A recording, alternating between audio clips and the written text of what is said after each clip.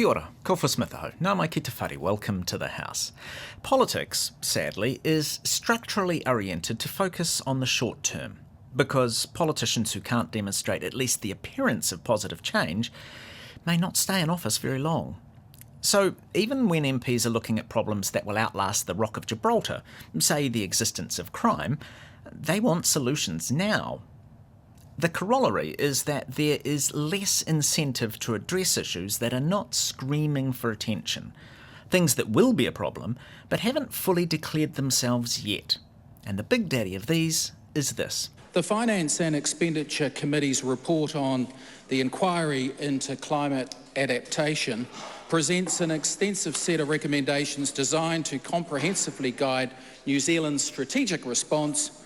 Yes, climate change, global heating, our fiddling with the planet's atmospheric duvet, and all that flows on from that.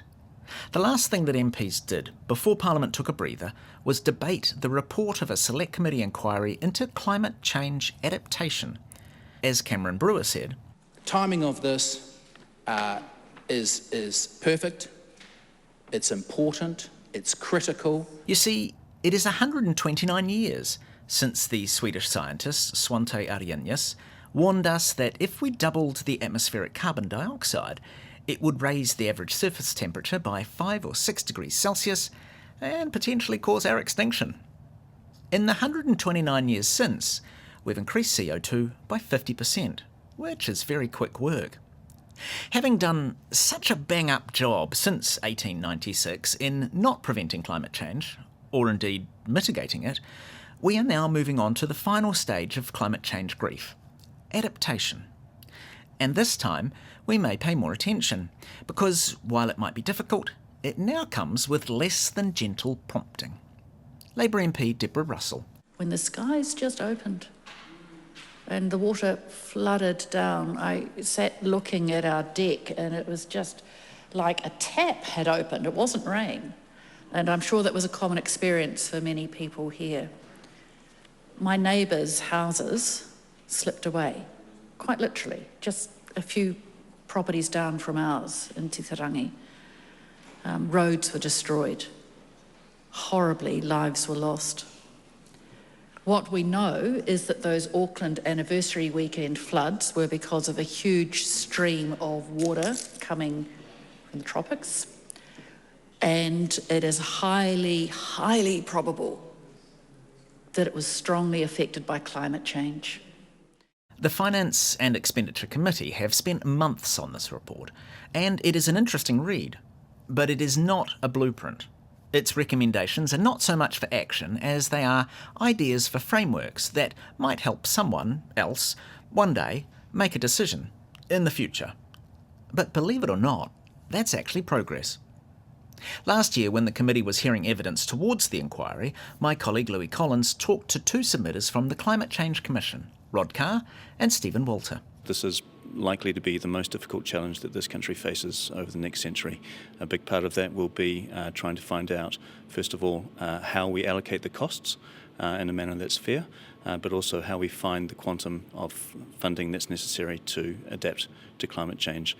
A critical component of that is cross-party support. So we're very grateful that that Parliament has formed this cross-party committee inquiring into an adaptation framework.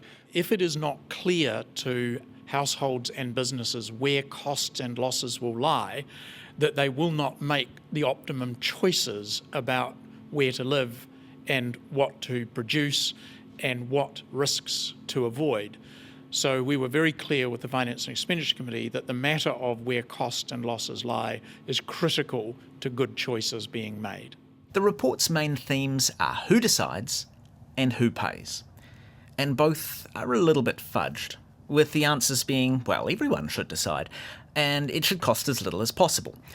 But with various charts outlining the different ways that cost could be divvied up.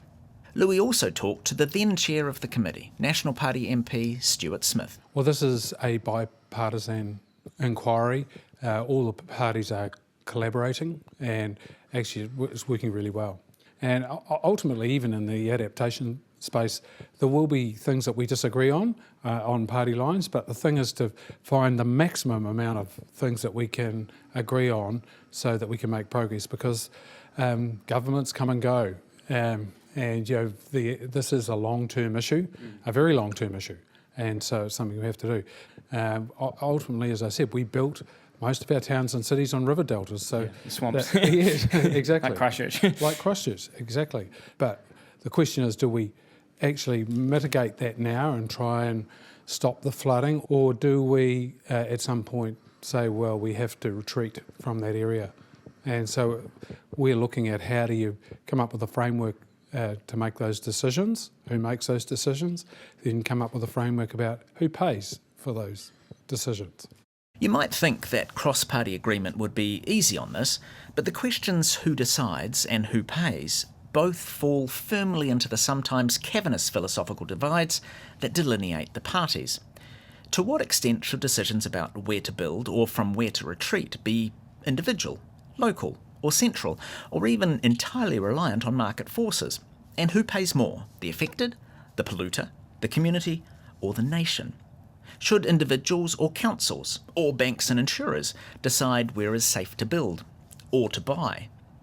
You can imagine again that parties will have firm ideas, just not the same ones. But they are keen to decide together. For the Greens, Francisco Hernandez.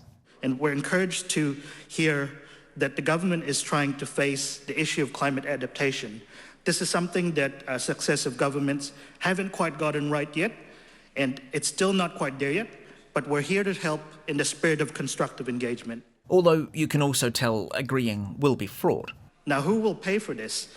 We need to make sure that it is the people most responsible for climate change who pays.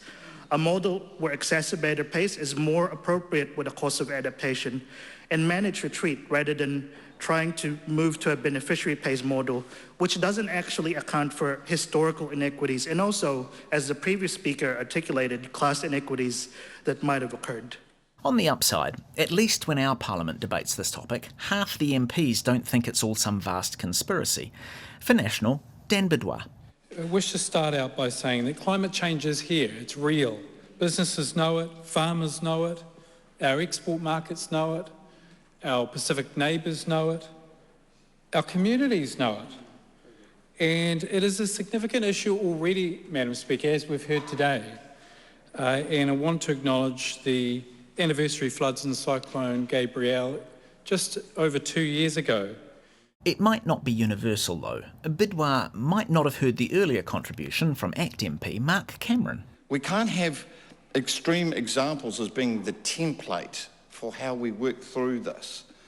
Periodically, we do have extreme weather events, and we can't afford, as a parliament, to overly politicise them. And you had to give Mark Cameron some credence because he came well prepared. I think it's a wonderful document. I haven't had the luxury of time of reading it all, but I do acknowledge Cameron Brewer and his team. And was obviously well versed in things. And New Zealand is a wonderful little country, but subject to all manner of geological forces, including climate change. That's not for the purpose of mocking, but to point out that despite this being a very significant topic with vast implications that will shape New Zealand's political and social future and all of our lives for the rest of this epoch, this debate, especially the governing party side of it, was not entirely populated with Parliament's decision makers and heavyweights. Not that being a new MP necessarily stops a member from being useful, sensible, or able to effectively boil down the key issues. Which brings us to National Party first-termer Nancy Liu. Number one, the scale of the challenge for New Zealanders is enormous. Number two, there are confusion between the roles and responsibilities between central and local government, between private sector insurance, between individuals. Number three, who is paying for the challenge that we have in front of us? Number four, what about the managed retreat and also the at-risk properties? Number five, the role of Māori and Māori communities. And number six, better data and transparency. So what is the government doing? From the inquiry of climate adaptation, the government is demonstrating our commitment to ensuring that New Zealand has a comprehensive and a fair climate adaptation framework leading into the future. So in response to this inquiry, the government is developing a 30-year national climate adaptation plan that provides a long-term direction for our country, establishing a lead agency to coordinate climate adaptation efforts. Number 3, exploring new funding mechanisms, including public-private partnerships to invest in resilient infrastructure. Number 4, reforming the RMA, the Resource Management Act, to ensure that future developments does not occur in high-risk areas. Number 5, reviewing options for a national property retreat strategy. Number 6, investing in better climate data to help the many stakeholders that we have therefore mentioned. There does at least seem to be some purpose and even urgency across the board, whether from one of the newest MPs to one of the longest serving. For Labour, David Parker. We really know enough now to know that we've got to follow the recommendations that are outlined in this report, which are essentially to protect, avoid, retreat and accommodate. Now, in respect of the avoid, we really must be at the point where we're going to have some pretty strict rules about new risk being placed in areas where we know there is climate risk from flooding or landslips. And we must, I think, in this House take responsibility to make it easier for councils to make those difficult decisions. Property information memoranda ought to be able to be readily changed by a council without them facing litigation risk from people who are dissatisfied that that impediment shown up on their property record somehow affects the value of their property. We've got to inform the next purchaser of that land so that they can avoid risk. In respect of accommodation and retreat, I think we need to move on from theoretical constructs and actually have some practical examples. And there are some councils around the country doing some fantastic work, and in particular the one that I'm aware of because I'm originally from there and I've followed it through the years is the Dunedin City Council with the Otago Regional Council. A very capable council through the decades who have been grappling with these issues for South Dunedin. Some members of this House may not know that until the Hobson Street apartments and the like were built in Auckland, the most densely populated area in New Zealand was South Dunedin. Tiny little section sites, some of which were originally camping sites, upon which houses were plonked essentially at ground level being within a metre of sea level.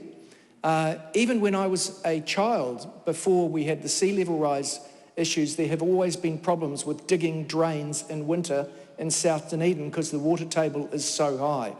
Now, the council there has done some fantastic preparatory work. They've already got their risk zones shown on maps.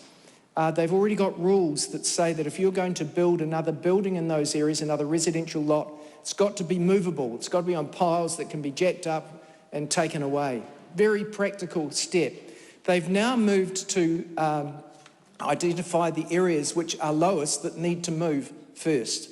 And they've identified that they've got sports grounds in the area which are higher, a metre or two higher, and they're suggesting that the lowest areas should move to the sports grounds and the sports grounds should go to the low areas. Very, very practical work that needs a bit of help from central government to, not a lot, but a little bit of help from central government to make it happen. And I think we have to experiment by doing now rather than writing more plans as to what we might do. We actually need to crack on and do it. But enough talk. What comes next? Well, as governing party MPs noted in the debate, there is a government bill in development, and the minister in charge, Simon Watts, is aiming to have it before the House before the end of the year. And he is apparently discussing the bill in development with parties across the House, which is unusually cooperative. Good on him. It's a brave thing to draw sharp lines of responsibility in the face of a disaster. But then the bill also might just legislate a framework for future decisions by others, maybe at the local level, and kick the can even further down the road. You've been listening to The House. E te whakarongo koe ki te whare. This program is produced with funding from Parliament's Office of the Clerk. Mā te wā.